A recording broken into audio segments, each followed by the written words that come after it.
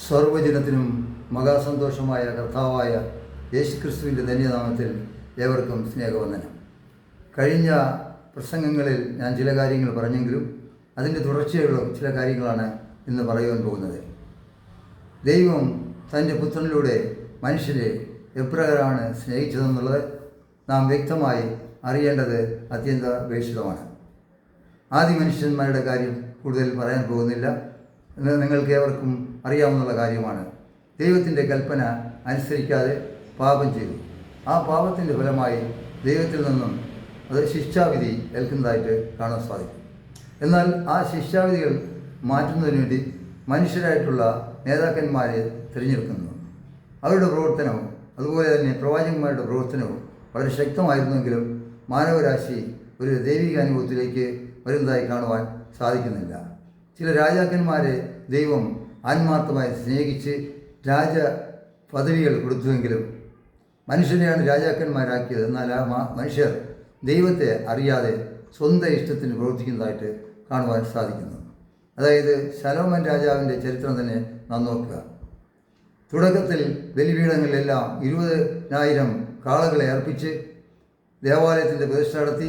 അതിനകത്ത് പുരോഹിതന്മാർക്ക് കയറാൻ പോലും പറ്റാത്ത ഭയങ്കരമായ പരിശുദ്ധാത്മാവിൻ്റെ ശക്തി ഇറങ്ങി ദൈവത്തിൻ്റെ സ്നേഹത്താലെ ബുദ്ധിയാണ് ആവശ്യമെന്ന് ചോദിച്ചു വാങ്ങി തുടങ്ങിയ രാജാവ് അവസാനം ബഹുഭാരിത്വവും വിഗ്രഹ ആരാധനയ്ക്കും പോകുന്നതായിട്ട് നമുക്ക് കാണുവാൻ സാധിക്കുന്നു. അതുപോലെ തന്നെ പല വിദഗ്ധമായ ദൈവജ്ഞാനികളും ദൈവത്തിൽ നിന്ന് വ്യതിചലിച്ചു മാറി.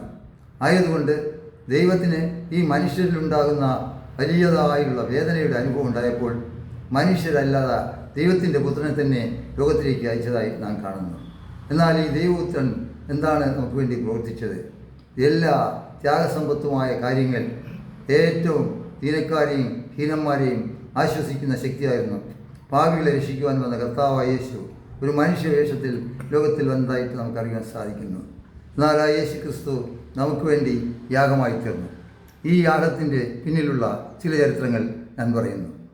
ഏതാണ്ട് 2000 വർഷത്തിന് മുമ്പ് കർത്താവ് ഭൂമിയിൽ പൂജാതനായി. എന്നാൽ അതിനു മുമ്പുള്ള ഒരു അസന്തുലിത അവസ്ഥ നോക്കുകയാണെങ്കിൽ മനുഷ്യന് വലുതായിട്ടുള്ള ജ്ഞാനമൊന്നും ഇല്ലായിരുന്നു, അക്ഷരാഭ്യാസം ഇല്ലായിരുന്നു, സഞ്ചാരപഥം ഇല്ലായിരുന്നു. എന്നാൽ യേശുവിൻ്റെ ആഗമനത്തിന് ശേഷം നവോത്ഥാന കാലഘട്ടം വരുന്നു. നവോത്ഥാന കാലഘട്ടത്തിലാണ് സയൻസിപരമായി പല ചിന്താഗതികളും കൂടുതലുണ്ടായത്. മതനവീകരണം വന്നപ്പോൾ മതത്തിൽ തന്നെ ശുദ്ധീകരണം ഉണ്ടാകുന്നു. എന്നാൽ ഒരു 350 വർഷത്തിന് ഇപ്പുറം വെച്ചാണ് ക്രിസ്തീയത്വം ലോകത്തിലേക്ക് പ്രചാരമായത്. അതിനു മുമ്പ് വേദപുസ്തകങ്ങൾ ആളുകൾക്ക് വായിക്കുവാൻ കിട്ടിയിരുന്നില്ല. ഫ്രഞ്ച് റവല്യൂഷൻ 1789 നടക്കുമ്പോൾ എല്ലാ അന്നുള്ള അധികാരികളെയും പുരോഹിതന്മാരെയും പ്രഭുക്കന്മാരെയും രാജാക്കന്മാരെയും ജനങ്ങൾ വെട്ടിക്കൊല്ലുന്ന അവസ്ഥ. രക്തം കുതിരയുടെ കടിഞ്ഞാളോട് ഉയർന്നു. അങ്ങനെ ജനാധിപത്യ സംവിധാനങ്ങൾ ലോകത്തിലേക്ക് വരാൻ തുടങ്ങി. എന്നാൽ 1688 വ്യാവസായിക വിപ്ലവമാണ് ലോകത്തിന് ഏറ്റവും പ്രാധാന്യം അർഹിക്കുന്നത്. മനുഷ്യനിർമ്മിത വസ്തുക്കളെല്ലാം യന്ത്രം നിർമ്മിക്കാൻ തുടങ്ങി. ഇന്ന് നോക്കുക, എല്ലാം യന്ത്രവൽകൃതമായി. മനുഷ്യൻ്റെ സ്വഭാവ വ്യത്യാസം നോക്കുക. പഴയ കാലങ്ങളിൽ തീ പോലും കണ്ടുപിടിച്ചിരുന്നില്ല. ക്രമേണയാണ് ഈ കണ്ടുപിടുത്തങ്ങളെല്ലാം ഉണ്ടായത്. ഇന്ന് സർവ്വജനത്തിനും മഹാസന്തോഷം. യേശുക്രിസ്തുവിൻ്റെ വചനം ലോകമെങ്ങും എത്തത്തക്കവണ്ണം എല്ലായിടത്തും മൊബൈൽ ഫോണുകളും അതിനപ്പുറമുള്ള കണ്ടുപിടുത്തങ്ങളും ആർട്ടിഫിഷ്യൽ ഇൻ്റലിജൻസും യന്ത്രമനുഷ്യനും ഒക്കെ വന്നു തുടങ്ങി. ഇപ്പോൾ മനുഷ്യൻ്റെ മനസ്സിൽ നിന്നും ദൈവാത്മാവിനെ മാറ്റിയിട്ട് ലോകത്തിൻ്റെ മെറ്റീരിയൽ വസ്തുക്കൾക്ക് വേണ്ടി ഭൗതിക വസ്തുക്കളിൽ കൂടെ മനുഷ്യൻ ദൈവത്തെ കാണാൻ തുടങ്ങിയിരിക്കുന്നു. ഇപ്പോഴും പല ആളുകളും ഡാർവിൻ പറയുന്നത് പോലെ ബാലുള്ള മനുഷ്യന്മാരാണ് മുമ്പ് ജീവിച്ചിരുന്നതാണ് അവർ പറയുന്നത്. അതിൻ്റെ അർത്ഥം അവരുടെ മാതാപിതാക്കൾ കുരങ്ങന്മാരായിരുന്നതാണ് പറയുന്നത്. എന്നാൽ മനുഷ്യന് പ്രത്യേക ഒരു വിഭാഗമായിട്ടാണ് ദൈവം സൃഷ്ടിച്ചിട്ടുള്ളത്.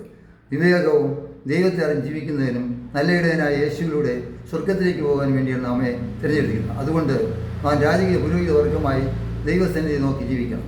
കർത്താവിൻ്റെ വരവോടുകൂടിയാണ് ലോകത്തിലെ സോഷ്യലിസവും കമ്മ്യൂണിസവും ജനാധിപത്യവും ഒക്കെ വളർന്നത്. സർവ്വജനത്തിനും മഹാസന്തോഷത്തിൻ്റെ മുദ്രാവാക്യം ലോകത്തിൽ നിറഞ്ഞു.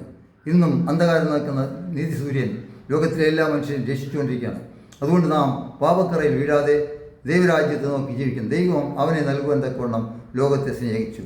എന്നാൽ ലോകം അത് മനസ്സിലാക്കിയില്ല. കർത്താവ് യേശുവിനെ ന്യായപ്രമാണം അനുസരിക്കുന്നില്ല എന്നും ദൈവത്തെ ധിക്കരിക്കുമെന്നുള്ള പേരിലാണ് യഹൂദന്മാർ ശിക്ഷാവിധികൾ കൊടുക്കുന്നത്. തച്ചൻ്റെ പുത്രനായി കാണുന്നു, മോശമായി കാണുന്ന ഒരു രീതി ഉണ്ടായിരുന്നു. എന്നാൽ കർത്താവായ യേശു എല്ലാ മരണത്തെയും രോഗത്തെയും ജയിച്ചു എന്നുള്ളത് കർത്താവിൻ്റെ ഉയർപ്പിലൂടെ നമുക്ക് കാണാൻ സാധിക്കും. ക്രൂശിലെ യാഗം ലോകത്തിന് ഏറ്റവും ഉത്തമ ഉദാഹരണമാണ്. ആ ക്രൂശിൻ്റെ യാഗത്താലെ നാം വീണ്ടെടുപ്പ് പ്രാപിക്കേണ്ടത് ആവശ്യമാണ്. ഈ ലോകത്തെ നോക്കി നിൽക്കാതെ സ്വർഗീയമായ വഴിയിലൂടെ പാപത്തെക്കുറിച്ചും നീതിയെക്കുറിച്ചും ന്യായവിധിയെക്കുറിച്ചും ഓർമ്മയുള്ളതായി പരിശുദ്ധാത്മാവിൽ ജീവിക്കണം. പിതാവത്തെ പരിശുദ്ധാൻ്റെ തൃത്വരൂപം നമ്മുടെ ജീവിതത്തിൽ നിഴലീകരിക്കണം. എപ്പോഴും യഹോവയെ സന്തോഷിക്കുകയും ആ രാജ്യത്തിന് വേണ്ടി ഒരുക്കപ്പെടുകയും ചെയ്യണം. ദൈവരാജ്യം സമീപിച്ചിരിക്കാൻ ഉണർന്ന് മാനസാന്തരപ്പെട്ട് ജീവിക്കണം. ഇതൊരു അന്ത്യകാലത്തിൻ്റെ ലക്ഷണമാണ്.